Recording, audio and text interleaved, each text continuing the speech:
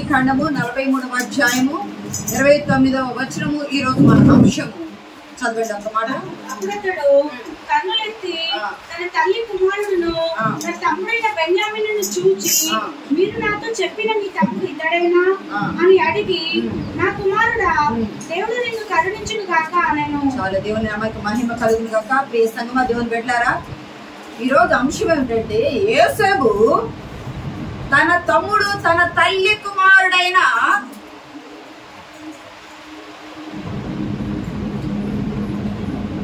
ఈరోజు మన అంశము ఆది కాండ 43:29 వచనము. యోసేపు అంటే ఫలించడి కొమ్మ అని అర్థము. యోసేపు అంటే ఫలించడి కొమ్మ అని అర్థము.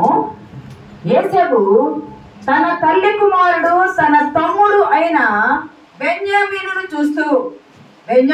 చూస్తూ తన హృదయంలో ప్రేమ పొంగుకుంటూ వచ్చి ప్రేమ పొర్లి ఎన్ని సంవత్సరాల తర్వాత తన తమ్ముడు చూశాడు అంటే 22 సంవత్సరాల తరువాత 17 సంవత్సరాల ప్రాయంలో అమ్మబడ్డాడు యోసేపు.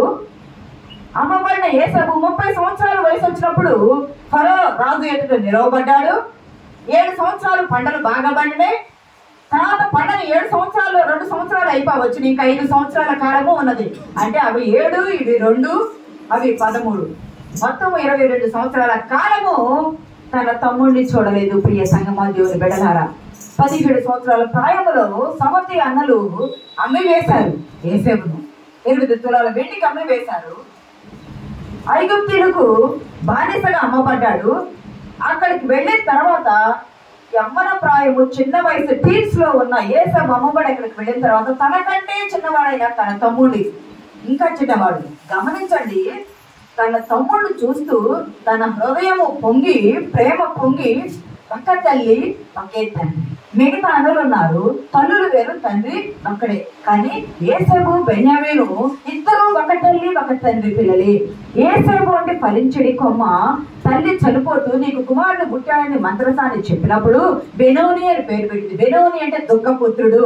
కానీ యాకోబు ఏం చెప్తాడంటే బెనోని కాదు, బెన్యామీను. బెంజమిన్, బెంజి కార్ అంటారు కదా, మంచి టాపెస్ట్ కార్ బెంజి కార్. బెన్యామీన్ అనమాట. బెన్యామీన్ పేరు అంటే కుడి చేతి పుత్రుడు అని అర్థం. కుడి చేతి పుత్రుడు. భార్య చనిపోతూ, ప్రేమించిన భార్య చనిపోతూ తన కుమారుని తన భర్త అయిన యాకోబులకు అప్పగిస్తూ, ఇతరు బెనోని అయ్యే దుఃఖపుత్రుడు, నీవు నన్ను ప్రేమించావు, నువ్వు నన్ను ఇష్టపడ్డావు, నువ్వు చేసుకున్నావు, ఈ కుమారుడు పుట్టాడు, చిన్న కుమారుడు పుట్టాడు, కానీ నేను అతన్ని పెంచలేను, చనిపోతున్నానని చెప్పి భర్తకు అప్పచెప్పి బాధ్యతను అప్పచెప్పి ఆమె పురిట్లోనే ఆమె చనిపోయింది. ప్రియ సంగమా, అప్పుడు మనం గమనించండి, యోసేపు అమ్మబడ్డాడంటే యోసేపు వరకే మన చరిత్రను చూస్తామని, తర్వాత బెన్యామీను ఉన్నాడనేది మనం మర్చిపోతాం సహజంగా. ఎవరైనా చదివే ప్రజలు ఎవరైనా సుమారు అనుకుందాము 3 సంవత్సరాల తేడా ఉంది తల్లి అన్నదమ్ములు ఇద్దరికి అనుకుందాము. 3 సంవత్సరాలు పెద్దవాడు యేసేపు అనుకుంటే 3 సంవత్సరాలు చిన్నవాడు బెన్యామీను. 3 సంవత్సరాల కాలంలో యేసేపుకు 3 సంవత్సరాల కాలంలో తల్లి చనిపోయింది. పుట్టుకతోనే తల్లిని బాగొట్టుకున్నాడు బెన్యామీను. తల్లి ఎలా ఉంటుందో తెలీదు. పుట్టుకతోనే తల్లి పోయింది. తన తల్లి కుమారుడైన తన అన్న 17 సంవత్సరాల వరకు తనతో పాటు ఉన్నాడు. 17 సంవత్సరాలప్పుడు సవతి కుమారులు అతని ఈర్ష్యతో, అసూయతో, ద్వేషంతో, కోపంతో, కక్షతో అమ్మి వేశారు. తల్లి ప్రేమ లేకుండా అయిపోయింది బెన్యామీనుకు. సొంత అన్న ప్రేమ లేకుండా అయిపోయింది బెన్యామీనుకు. తండ్రి వద్ద ఉన్నాడు, తండ్రి ప్రేమ ఉన్నది, కానీ ఇద్దరి లోటు అతనికి తెలుస్తానమాట. ఇద్దరి లోటు అతనికి ఒక మనిషి కుటుంబంలో లేకపోతే ఎంతో లోటు ఉంటుంది. అది ఎవరు తీర్చేది కాదు ఆ లోటు. కానీ ఆ లోటు యాకోబు ప్రేమతో చూశాడు కుమారుడిని. అయినప్పటికీ అన్న లేని లోటు, తల్లి లేని లోటు బెన్యామీనుకు తెలుస్తుంది. ఒకప్పుడు కలగన్నాడు. చాలాసార్లు చెప్పాను మీకు, చెప్పుకున్న చరిత్రే. కలగన్నాడు. 11 పనులు వచ్చి నా పన నిలవబడితే నమస్కారం చేసినాయి అని కలగన్నాడు. సూర్య చంద్ర నక్షత్రాలు నాకు 11 నక్షత్రాలు, సూర్యుడు చంద్రుడు నాకు నమస్కారం చేస్తున్నారు అన్నప్పుడు ఆ కళలే అతన్ని ఈర్ష్యకు గురి చేసినాయి. ఆ అంగీని తండ్రి కుట్టించిన ఆ పూల అంగీని ఈర్ష్యకు కక్షకు గురి చేసింది. ప్రియ సంగమా, 22 సంవత్సరాల తర్వాత యోసేపు అక్కడ ప్రధాన అధికారిగా ఉన్న సమయంలో కరువు కాలం వచ్చింది. ఆహారం కోసం ఐగుప్తు దేశమునకు వెళ్ళారు. 10 మంది అన్నలు వెళ్ళారు. తన తమ్ముడు, తన రక్త సంబంధి, ఒకే తల్లి కుమారుడైన బెన్యామీను రాలేదు. అన్నలను గుర్తుపట్టాడు యోసేపు. ప్రియ సంగమా, దేవుని బిడ్డలారా, అన్నలను గుర్తుపట్టి, అన్నలు వీరు నా అన్నలే, ఒక తండ్రి కుమారులమే మేమని గుర్తుపట్టాడు. కానీ తనను తాను బయలుపరచుకోవాలా. కానీ తన సొంత తల్లి కుమారుడు, తన తమ్ముడైన బెన్యామీనును చూసినప్పుడు అతని హృదయంలో ప్రేమ పొంగుక వచ్చి, ఇతనేనా మీ తమ్ముడు బెన్యామీన్ అని అడిగినప్పుడు, మా తమ్ముడు ఇతనే చిన్నవాడు, మా తండ్రికి చివరి వాడని చెప్పినప్పుడు, మేము 12 మంది 10 మంది ఇక్కడ ఉన్నాం, చిన్నవాడు మా తండ్రి దగ్గర నుండి ఒకడు లేడు అని చెప్తాడు. ముందు అధ్యాయంలో కనుక గమనించినట్లయితే సంగమా, అటువంటి వాళ్ళు ఇప్పుడు వాళ్ళ తమ్ముడు తీసుకొస్తే వాళ్ళ తమ్ముడు చూస్తూ, నా కుమారుడా దేవుడు నిన్ను కరుణించుగాక. ఈరోజు మన వంశం ఏంటో తెలుసా? మన దేవుడు ఎటువంటి దేవుడు అంటే కరుణించే దేవుడు. దేవుడు మనకి మహిమ కలుగును గాక. మన దేవుడు ఎటువంటి దేవుడు అంటే కరుణించే దేవుడు. దేవుడు కరుణిస్తే గుంటలో ఉన్న పైకి లేవనెత్తుతాడు. దేవుడు కరుణిస్తే చెరసాల్లో ఉన్న విడిపిస్తాడు. దేవుడు కరుణిస్తే బానిసను ప్రధానమంత్రిగా చేస్తాడు. ఇందా పాడుపడేట్టు, మరతునా లేక నిన్ను మంత్రినే చేసిన. మర్చిపోయే దేవుడు కాదు. బెన్యామీనుకు తల్లి ప్రేమ, అన్న ప్రేమ లేకుండా ఒంటరిగా తండ్రి ఎంత ఉన్నాడు. మిగతా వాళ్ళందరూ పెద్దవాళ్ళు, ఇతన్ని ఎవరు ఆదరించేవారు లేరు. ఇతని హృదయంలో చాలా గాయం ఉన్నది. ఇతని హృదయంలో చాలా గాయం ఉన్నది. తండ్రి దగ్గర ప్రతిదీ చెప్పుకోలేరు కదా. గాయము, ఆ గాయము తల్లి యొక్క మారం చేస్తారేమో కానీ తండ్రి యొక్క చేయలేదు. సంగమా, ఆ గాయపడ్డ హృదయము ఈరోజు తన అన్న అయిన యోసేపును చూసినప్పుడు ఆ గాయానికి మందు వేయబడింది. దేవునికి మహిమ కలుగును గాక. ఇక్కడ అంశం ఏమిటంటే, దేవుడు నిన్ను కరుణిస్తే నీకు జరిగే కార్యాలు ఏమిటి? మన దేవుడు ఎటువంటి దేవుడు? కరుణించే దేవుడు. దేవుడు నిన్ను కరుణించాడనుకో, దేవుడు నిన్ను కరుణిస్తే నీ జీవితంలో నీకు ఏ కార్యాలు జరుగుతాయి? దేవుడు నిన్ను కరుణిస్తే మొట్టమొదటి ఏమి జరుగుతాయి అంటే, నీ జీవితంలో నీకు సమాధానము కలిగిద్ది. నీ జీవితంలో నీకేం కలిగిందంటే సమాధానం, పీస్. సమాధానం, నా శాంతిని నేను నీకు ఇస్తున్నాను, నా సమాధానం నేను నీకు ఇస్తున్నాను. దేవుడు సమాధానం కలిగింది. దేవుడు నిన్ను కరుణించాలా అని కరుణిస్తే గమనించండి, అంతకుముందు అనలు వెళ్ళలేదా? ఏ సమయంలో అనలు వెళ్ళారు కదా. అనలు వెళ్ళినప్పుడు తనను బయలుపరుచుకున్నాడా? బయలుపరచుకోరా. కానీ తన సొంత తల్లి కుమారుడు, తన తమ్ముడైన బెన్యామీను చూసినప్పుడు తన హృదయంలో ప్రేమ పొంగి పొర్లి, నా కుమారుడు దేవుడు నిన్ను కరుణిస్తానని దీవెన ఇచ్చాడు. ప్రియ సంగమా, దీవెన ఇచ్చి తనకు దుఃఖం వచ్చినప్పుడు తన లోపల గదిలోనికి వెళ్ళి ఏడ్చి తర్వాత మరలా ముఖం కడుక్కొని వచ్చాడని 31వ వచనంలో చూడవసలేదు. కానీ ఆ గదిలోనికి వెళ్ళి ఏడ్చి తన ముఖము కడుక్కొని మరలా వచ్చాను. ఎందుకు ముఖం కడుక్కొని వచ్చాడు అంటే, ఆయన ఐగుప్తు అధికారిగా ఉన్నారు. ఐగుప్తు అధికారులు కళ్ళకు ఇక్కడ కింది భాగంలో వీళ్ళు ఏం చేస్తారంటే, ఐగుప్తీయులు కంటి కింద ఈ కింది భాగంలో రంగులు వేస్తారు. లైట్ పింక్ కానీ లైట్ మెరూన్ కలర్ రంగు వేస్తారు. ఐగుప్తు అధికారులు మాత్రమే. యోసేపు ఐగుప్తు అధికారిగా ఉన్నాడు కదా, కంటి కింద రంగులు వేస్తున్నాడు. ఏడ్చినప్పుడు ఆ రంగులు పోతాయి కదా. ఆ మొహం కడుక్కొని మళ్ళా ఆ రంగులు వేసుకొని, అధికారి కదా, ఆ రంగు అధికారానికి గుర్తది. అది వేసుకొని మరలా తన తమ్ముడు, తన సహోదరుల ఎద్దుకు వచ్చాడు. ప్రియ సంగమా, ఇక్కడ గమనించినట్లయితే సంఖ్యాకాండము 6వ అధ్యాయము 25, 26 వచనాలు ఒకసారి మనం చూసుకుందామండి. యెహోవా నీకు తన సన్నిధి ప్రకాశింపజేసి నిన్ను కరుణించును గాక. సన్నిధిని ప్రకాశింపజేసి కరుణిస్తాడు. సన్నిధి కాంతిని ఉదయింపజేసి నీకు సమాధానము. ఎక్కడ నుండి మనకు సమాధానం వచ్చింది? దేవుడు అన్నాడు, నేను కరుణించే వారిని కరుణిస్తానని చెప్తున్నాడు ప్రభు. నేను కరుణించే వారిని కరుణిస్తాను. ఒకసారి చూస్తారా? నిర్గమాకాండం 33:19 చూడండి. నిర్గమాకాండం 33వ అధ్యాయము. ఆయన నా మంచితనం అంతయు నీ ఎదుట కనపరిచెదను, యెహోవా నా నామమును నీ ఎదుట ప్రకటించెదను, నేను కరుణించు వారిని కరుణించెదను, నేను కరుణించు వారిని కరుణించెదను. నేను గనుక కరుణిస్తే విడిపోయి కొన్ని సంవత్సరాల పాటు దూరంగా ఉన్న మీ కుటుంబాలు దేవుని బిడ్డలకు మేలు కలుగుటకు సమస్తము సమకూడి జరిగిందని రోమపత్రికలో ఉంది కదా.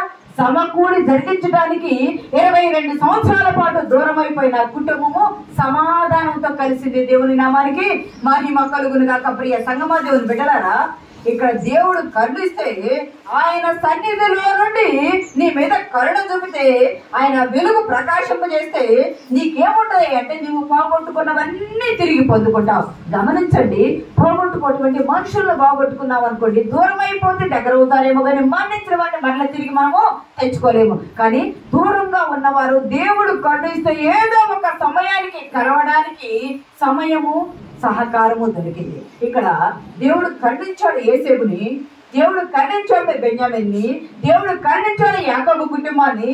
అందుకని 22 సంవత్సరాలు నా కుమారుడు లేడు, ఏ క్రూర మృగాలు నా కుమారుని చీల్చివేసినాయి అనుకున్న యాకోబునకు తన కుమారుడు బ్రతికే ఉన్నాడని తెలిసింది.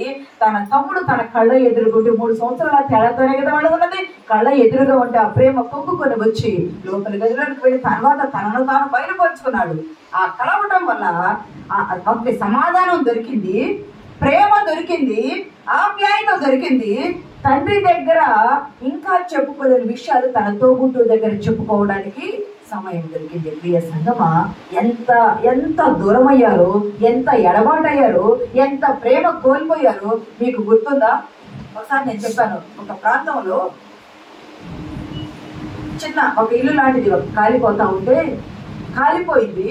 కాలిపోయిన తర్వాత ఆ ఇంటిని అంతా పీకేస్తూ ఉంటారు కదా, ఇంటిని తీసేస్తా ఉంటారు. తీసేటప్పుడు ఆ ఇంటి పైన ఆ గుడిసె మీద ఉన్నటువంటి దానిలో ఒక కోడి ఇట్లా ముడుచుకొని పోయి కూర్చొని ఉంది. ఒక కోడి ముడుచుకొని పోయి కూర్చొని ఉంది. ఆ ఇంటి యజమాని ఏం చేశాడు అంటే, అయ్యో కోడి అంతా కాలిపోయింది అని అనుకొని కర్ర పెట్టి దాన్ని అలా పొడవగా, కింద ఉన్నాడు అతను, కర్ర పెట్టి పొడవగా ఆ కాలిపోయిన కోడి ఇట్లా డొల్లిపోయింది. డొల్లిపోతూ ఇట్లా రెక్కలు ఇచ్చగా దానిలో నుండి వెచ్చగా తన కోడి పిల్లలన్నీ బయటకు వచ్చేసింది. ఆ తల్లి ఏం చేసింది అంటే, తాను కాలిపోతూ తన పిల్లల్ని తన రెక్కల కింద చేర్చుకొని దానికి ఆశ్రయం ఇచ్చింది, దానికి ప్రేమను పంచింది, దానికి వాటికి ఆప్యాయతను పంచింది, వాటి భూమి మీద బతకడానికి సమాధానాన్ని అనుగ్రహించింది. ప్రియ సంగమా, తల్లి వలె నేను మిమ్మల్ని ఆదరిస్తానని, వాటిని తల్లి వాటిని ఆదరించినట్లు నేను మిమ్మల్ని ఆదరిస్తానని దేవుడు యెషయా గ్రంథంలో చెప్పారు కదా. కోడి తన పిల్లల్ని రెక్కల కింద చేర్చుకున్న రీతిగా నేను మిమ్మల్ని రెక్కల, తల్లి ప్రేమ వంటి దేవుడు, తల్లి ప్రేమను చూపించేటువంటి దేవుడు ఇక్కడ యేసేపు కూడా తన తమ్మునికి తల్లి ప్రేమను చూపిస్తూ ఉన్నాడు. ప్రియ సంగమా, దేవుని బిడ్డలారా, మనం గమనించినట్లయితే ఆ ప్రేమ లేని 14 సంవత్సరాల వయసులో ఉన్నప్పుడు బెన్యామీను యేసేపు అమ్మబడ్డాడు. 17 సంవత్సరాల వయసులో యేసేపు అమ్మబడ్డాడు. 22 సంవత్సరాలు ఎడబాటు తర్వాత ఇప్పుడు ఒకరినొకరు చూసుకుంటే కన్నులు కలుసుకున్నాయి, మనసులు కలుసుకున్నాయి, ఆత్మలు కలుసుకున్నాయి, కన్నీరు కలుసుకుంది, హృదయానికి సమాధానం దొరికింది. దేవుని నామానికి మహిమ కలుగును గాక. దేవుడు మనల్ని కరుణిస్తే మొట్టమొదట మనకి ఏమి దొరికిందయ్యా అంటే, మనకు సమాధానం కలిగింది. మన కుటుంబాలకు సమాధానం, మన జీవితాలకు సమాధానం, మన మనసులకు సమాధానం, మన ఆత్మలకు సమాధానం, మన కుటుంబంలో ఉన్న సంక్షోభాలన్నీ తొలగిపోవడానికి మొదటి మెట్టు సమాధానం. మొదటి మెట్టు సమాధానం. యెషయా గ్రంథం 26:3 ఒకసారి చూడండి. యెషయా గ్రంథం 26:3 పాస్ట్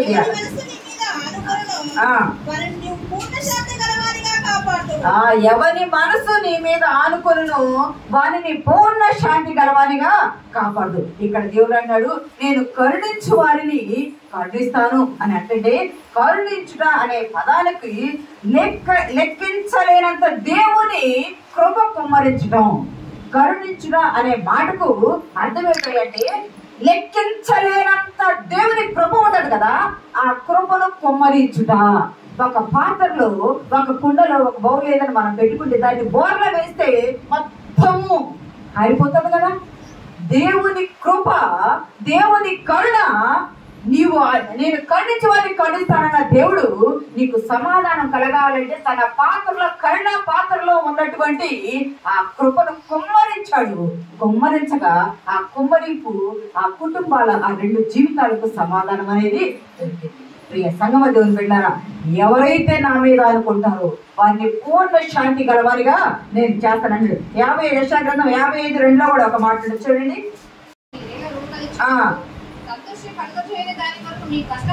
ఎందుకు వేయపరిచేదరు? నా మాట జాగ్రత్తగా ఆలకించి మంచి పదార్థము భుజించుడి. నా మాట జాగ్రత్తగా ఆలకించి మంచి పదార్థములను భుజించుడి. దేవుడు కరుణిస్తే నీకు సమాధానం దొరికింది. సమాధానముతో పాటు నీకు ఆహారము ద్రాక్షారసము దొరికింది. ఇక్కడ తన తమ్ముడు వచ్చాడు కదా, ఐగుప్తీయులు ఇశ్రాయేలుతో కలిసి కూర్చొని భోజనం చేయరు, అసహ్యం కదా. ఈయన ఒక అధికారి కాబట్టి ఇక్కడ కూర్చొని ఉన్నప్పుడు పెద్దవారు మొదలుకొని అందరూ వరుసగా వచ్చేటప్పటికి ఇక్కడికి వచ్చేటప్పటికి చిన్నవాడైపోయాడు. మొత్తం 12 మంది ఉన్నారు కదా అన్నదమ్ములు. అది ఆ లెక్క క్రాణాలకు ఎవరికి తెలిసింది? ఆ కుటుంబం ఎరిగిన వాళ్ళకి తెలిసింది. ఆ కుటుంబం ఎరిగిన వాడు యోసేపు కాబట్టి, బెన్యామీను కూడా తెలియదు యోసేపు కాబట్టి, పెద్దవాడు రెండవ రూబేను, షిమ్యోను, లేవి, యూదా, ఇస్సాకారు, జబూలూను, ఆషేరు, నఫ్తాలి, గాదు, వీళ్ళందరూ బెన్యామీను అందరూ వరుసగా ఇక్కడ కూర్చోగా యోసేపు కూర్చో ఇక్కడ బెన్యామీను 12 మంది గోత్రకర్తలు రాగా వారు అన్నదమ్ములు ఆ భాగాల్లో చూస్తే అన్నదమ్ములంట ఆశ్చర్యపోయారంట. మేము 12 మందివి ఇంత స్పష్టంగా ఇక్కడ కూర్చొని మేము విందు ఆరగిస్తూ ఉన్నాము. ఇంత సమాధానం ఒక కుటుంబం అంతా నీ భోజన బల చుట్టూ నీ పిల్లలు వలివ మొక్కల వలె ఉందన్నారు కదా కీర్తనకారుడు. ఎప్పుడు ఉంటారు? నీ కుటుంబంకు సమాధానం ఉన్నప్పుడు మీరందరూ కలిసి కూర్చొని వలివ మొక్కల వలె ఉంటూ నీ భోజన బల చుట్టూ కూర్చొని ఉంటారు. అన్నదమ్ములు 12 మంది భోజనపు బల చుట్టూ కూర్చొని ఆహారం చేస్తూ ఉంటే అందరికీ వంతులు పంపించాడు యోసేపు. కానీ తన తల్లి కుమారుడు తన తమ్ముడైన బెన్యామీనుకు 5 వంతుల ఎత్తు 5 వంతుల ఆహారము ద్రాక్షరసమును పానమును పంపించాడు. దేవుడు నిన్ను కరుణిస్తే నీకు సమాధానం కలిసింది, నీకు ప్రేమ దొరికింది, ఆప్యాయత దొరికింది. అంతేకాదు 5 వంతుల ఆహారము ద్రాక్షరసము అంటే సమృద్ధి నీకు దొరికింది. సమాధానము కలిగినప్పుడు మాత్రమే ఎవరైనా తన కష్టార్జితముతో కడుపు నిండా ఆహారం భుజించడం కదా ఈ లోకము నీకు ఒకటి ఏది కూడా లేదని ప్రసంగి గ్రంథకర్త అన్నాడు కదా. కడుపు నిండా అన్నము తినటం కూడా దేవుడు ఏర్పాటు చేసింది. అట్టి సమాధానము దేవుడు వారికి అనుగ్రహించాడు. కరుణ చూపిస్తే సమాధానం వచ్చింది. అట్టి సమాధానము యోసేపు బెన్యామీను కుటుంబానికి దక్కింది. రెండోది ఏమిటయ్యా అంటే దేవుడు నిన్ను కరుణిస్తే నీ కుటుంబంలో నీ జీవితంలో నీకేమి జరుగుతాయి అంటే స్వస్థత దొరికింది. దేవుని నామానికి మహిమ కలుగును గాక. కీర్తన గ్రంథం 6వ అధ్యాయం చూడండి అమ్మా. కీర్తన గ్రంథము 6వ అధ్యాయము 2వ వచనం చూడండి. యెహోవా నిన్ను కృషించి ఉన్నాను, నన్ను కరుణించుము. యెహోవా నా ఎముకలు అదుర్చున్నవి, నన్ను బాగు చేయుము. యెహోవా నేను కృషించి ఉన్నాను, నన్ను కరుణించుము.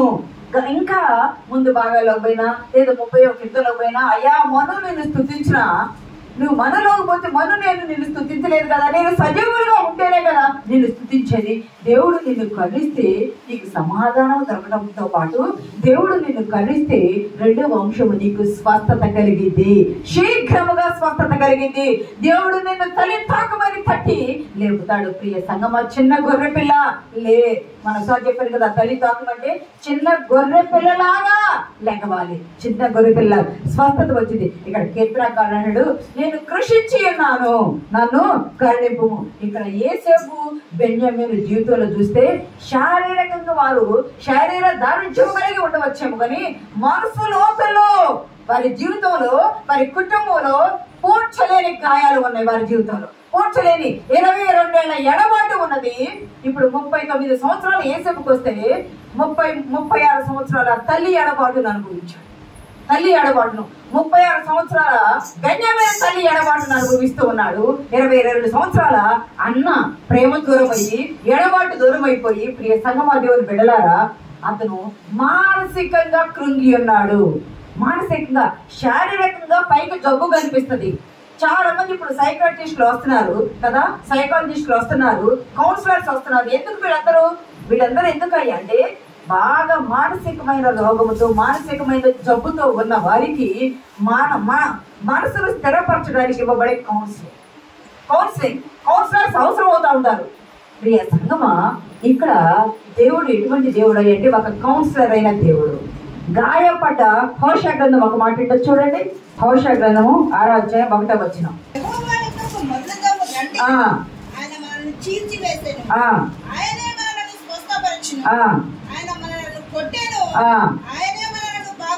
ప్రియ సంగమా, హోషా గ్రంథకర్త ద్వారా దేవుడు మాట్లాడుతున్నాడు. ఆయన మనకు గాయం చేశాడు, ఆయనే మనల్ని స్వస్థపరుస్తాడు. ఆయన మనల్ని కొట్టెను, ఆయనే మనలను బ్రతికించెను. యేసు జీవితంలో గాయం ఎందుకైందయ్యా అంటే, భవిష్యత్తు కాలంలో రాబోయే తరాలకు ఆహారము కరువు వచ్చి ఆహారము లేకుండా చనిపోకుండా తను ఎన్నుకున్న తన ఇజ్రాయేలు జాతి బ్రతుకుడు కొరకు ముందుగానే సిద్ధపాటు చేసి అందుకే వేసేపడ్డాడు. సోదరులారా, నన్ను నమ్మి వేసినందుకు మీరు దుఃఖపడకుడి, నన్ను నమ్మి వేసినందుకు దుఃఖపడకుడి. చదువుతారా మాట ఒకసారి?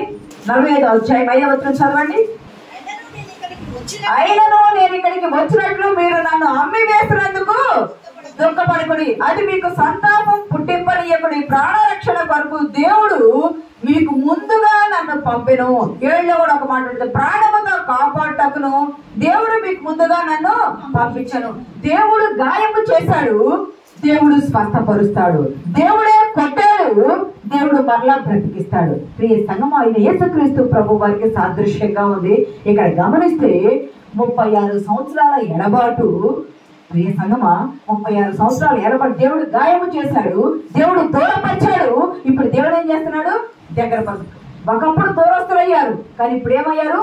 సమీపస్తులయ్యారు, దగ్గర అయ్యారు. కన్నీరు కన్నీరు తాకింది, గుండె గుండె తాకింది, ప్రేమ పొంగింది. ప్రియ సంగమా, ఆయన గాయము చేసి ఆ గాయాన్ని కట్టారు. మానసికంగా దూరం ఉన్నారు, శారీరకంగా వీళ్ళు దూరం అయిపోయారు, మనసు మాత్రమే గాయమయ్యింది. శరీరం బానే ఉంది. గాయపడిపోయిన మానసిక వైద్యుడైన యేసుక్రీస్తు ప్రభు వారు మనసును కట్టి బాగు చేశాడు.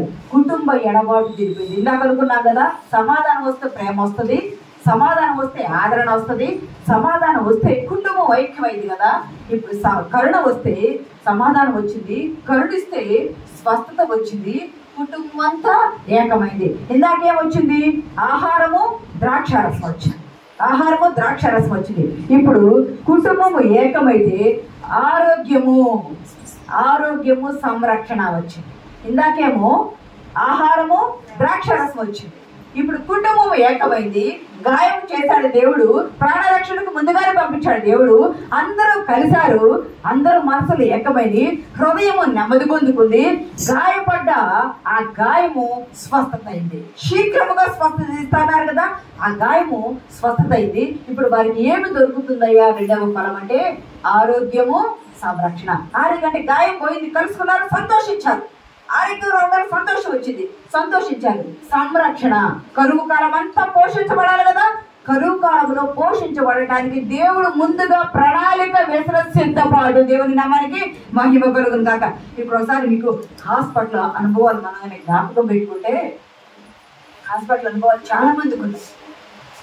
ప్రజెంట్ కలిసి అయ్యగారు, అసలు ఫిలోమినా అనుకుంది, నాన్నగారు, చాలా మంది అంటే ఇంక ఓల్డ్ పేషెంట్ చెప్పుకుంటే ఇంకా ప్రసాద్ అందరూ మన పిల్లలు అందరూ ఒక్కొక్క సమయంలో లేస్తే కొన్ని సందర్భాల్లో. కానీ సంగమాజీవులు వెళ్ళారా, హాస్పిటల్లో ఉండే స్వస్థత లేకపోతే హాస్పిటల్లో ఉన్నవాళ్ళు బెడ్ మీద ఉంటారు, కోమాలో ఉంటారు, లేదా మెడిసిన్ తీసుకొని ట్రీట్మెంట్ తీసుకుంటా ఉంటారు. పైకి చెప్పలేకపోవచ్చు, కన్నీరు కారవచ్చు, కానీ మనసులో నేనేమైపోతానో అన్న భయం ఉంటుంది, నా కుటుంబం ఏమైపోయిందన్న భయం ఉంటుంది. ముఖ్యంగా ఆ బెడ్ మీద ఉన్నవాళ్ళు, వాళ్ళకి మనం దూరి చెప్పలేం, కానీ వాళ్ళ ఇమాజినేషన్లో నేనేమైపోతానో అన్న భయం కంపల్సరీ ఉంటుంది. నాకేమైందో, నేనేమైపోతే నా కుటుంబం ఏమైపోయిందో, నా పరిస్థితిని బట్టి నాకు అనారోగ్యం వచ్చింది కదా, నాకు ఈ అనారోగ్యాన్ని బట్టి నేనేమైపోతానో, నేనేమైపోతే నా భర్త పిల్లలు కానీ, నా భార్య పిల్లలు కానీ, నా కుటుంబం కానీ ఏమైపోయేదో అని ప్రతి అనారోగ్యం వచ్చిన వ్యక్తి మనసులో మానసికంగా శారీరకమైన బలహీనత ఒకటైతే మానసికమైన బలహీనత వెన్నంటుతా ఉంటుంది. డాక్టర్లు ఏమి చెబుతారో తెలియదు, ఆ ట్రీట్మెంట్ ఏమి ఇస్తారో తెలియదు. ఇచ్చి ఇంటికి వచ్చే వరకు గుండెను చేత పట్టుకొని ఆ పేషెంట్లకైతే మత్తిస్తారు, పడుకుంటారు. కానీ బయట ఉన్న వాళ్ళు పడే ఆరాటం ఉంటుంది చూసారా, అది ఒకళ్ళు కొలిచేది కాదు, ఇంకొకళ్ళు తీర్చేది కాదు. అది కొలిచేది కాదు, తీర్చేది కాదు. హాస్పిటల్ అనుభవాలు చాలా దుర్భరం. ఎవరికి ఏ బలహీనత రాకుండా ఉండాలని ప్రభువుని వేడుకుందాం. వచ్చిన స్వస్థత శీఘ్రముగా ఉండాలని వేడుకుందాం. నాన్న కూడా 52 రోజులు 53 రోజులు హాస్పిటల్లో ఉన్నారు. అమ్మ నానే హాస్పిటల్లో ఉన్నారు, వేరే వాళ్ళు ఉండేవారు, రాజు మాత్రం నైట్ ఉండేవాడు. ప్రియ సంగమా, అందరూ అక్కడ చెల్లి ఇక్కడ నేను అందరూ ప్రార్థన చేశారు.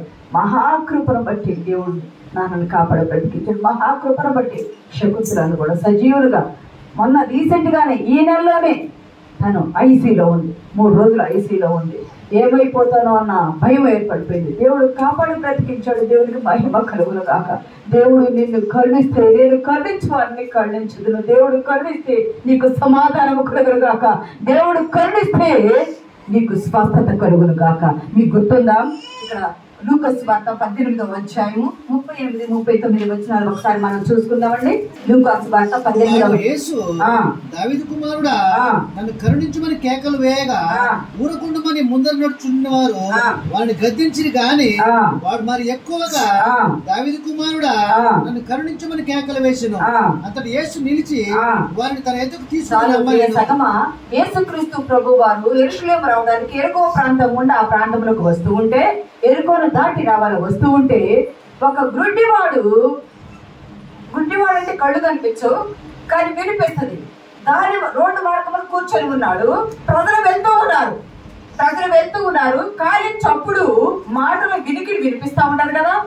ఏమైంది అని ప్రకరణాన్ని అడిగినప్పుడు, నజరేయుడగు యేసు, దావీదు కుమారుడు నజరేయుడగు యేసు ఈ మార్గాన్ని వెళ్తున్నాడు, యేసు ప్రభు ఈ మార్గాన్ని వెళ్తున్నారని వారు చెప్పినప్పుడు వెంటనే వాడు దావీదు కుమారుడు అని గట్టిగా కేక వేశాడు.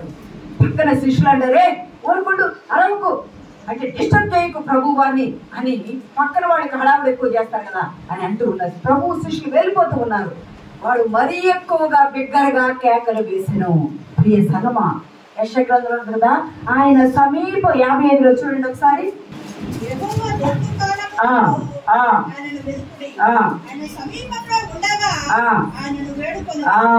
ఆయన సమీపంలో ఉండగా ఆయన వేడుకలు. ప్రభువు ప్రియ సంగమా, యెషయా గ్రంథం 55లో ఉంటది. 6వ వచనంలో యెహోవా మీకు దొరుకు కాలమునందు ఆయనను వెతుకుడి, ఆయన సమీపంలో ఉండగా ఆయనను వేడుకుడి.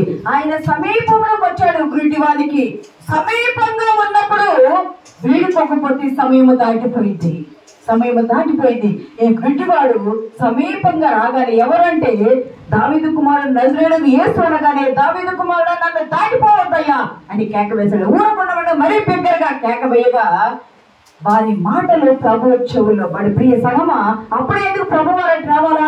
అక్కడ వాడు స్వస్థపరచబడటకు దేవుని ప్రణాళికలో ఉన్నది కాబట్టి, రక్షణ స్వస్థత సిద్ధపాటు చేసి పెట్టారు కాబట్టి ప్రభు వారు ఆ మార్గమున వచ్చారు. ప్రభు వారి స్వరము వినగానే వెతకు కాలమందు సమీపంగా ఉన్నప్పుడు వెతికితే ఆయన నిలిచాడు. ప్రియ సంగమా, ఆయన నిలిచాడు, వానిని పిలిచాడు. ఆయన నిలిచి వారిని పిలిచి వారికి స్వస్థతనిచ్చాడు. నువ్వు సమాధానం గలవాడు వైపు ఆయన నేను కరుణించి వారిని కరుణిస్తాను. ఆ గుడ్డివాడు ఎవరు కేకలు వేశాడు? దావీదు కుమారుడా నన్ను కరుణించు. గమనించండి, కళ్ళున్నవాడు గుడ్డివాడయ్యారు. గుడ్డివాడు మత్తయి సువార్త 1 అబ్రహాము కుమారుడు దావీదు కుమారుడు యేసుక్రీస్తు వంశవాళి అని ఉంది కదా. అబ్రహాము దావీదు కుమారుడైన యేసుక్రీస్తుని దావీదు కుమారుడు మెస్సయ్యగా అంగీకరించే గుడ్డివాడు కన్నులు మూయబడ్డాయి, ఆత్మీయ నేత్రములు తెరవబడి దావీదు కుమారుడు నన్ను కరుణించి మరి కేకలు వేయగా ప్రభువు నిలిచి వారిని పిలిచి వారికి స్వస్థతనిచ్చే సమాధానంతో పంపించడం. ప్రియ సంగమా, నువ్వు ప్రభువు ఎద్దకు వచ్చినప్పుడు నీకు స్వస్థత వస్తుంది.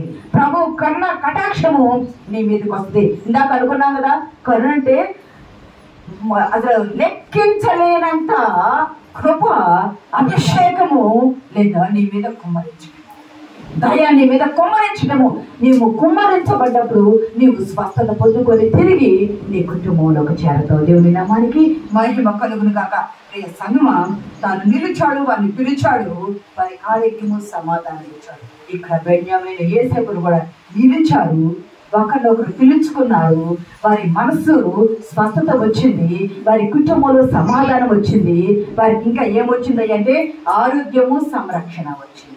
దేవుడికి మహిమ కలుగుగా. మొదటిది సమాధానము దేవుడు కరుణిస్తే, రెండవది స్వస్థత, మూడవది చూసుకొని ముగించుకుందామండి. కీర్తన గ్రంథము 30వ సంకీర్తన 10వ వచనం చూసుకుందామండి.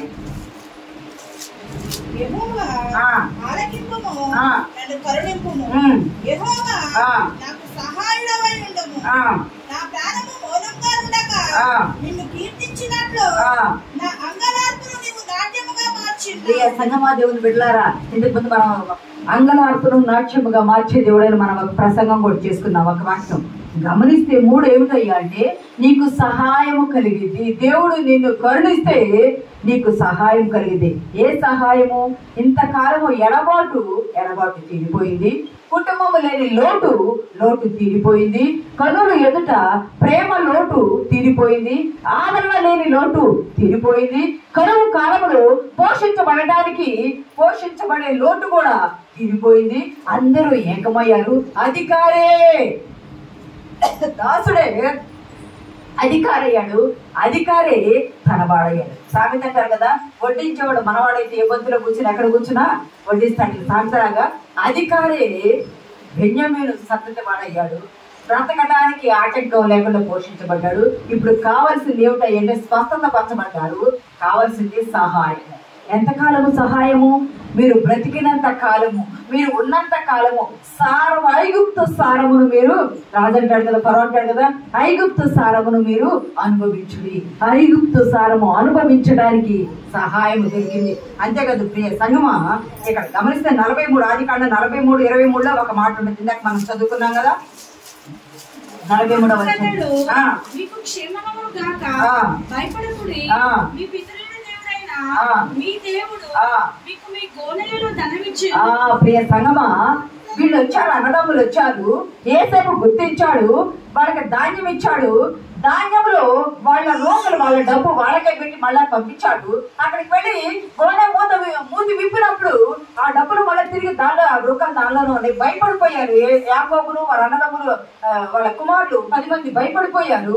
మళ్ళా పాత డబ్బులు కాక కొత్త డబ్బులు తీసుకొని మళ్ళా మీరు వెళ్ళి, మేము దొంగతనం పట్టుకోండి చేయలేదు, ఎవరు పెట్టారో మాకు తెలియదని నిజం చెప్పండి అని తండ్రి పంపిస్తే, అక్కడ గృహ నిర్వాహకుడు ఎవరు?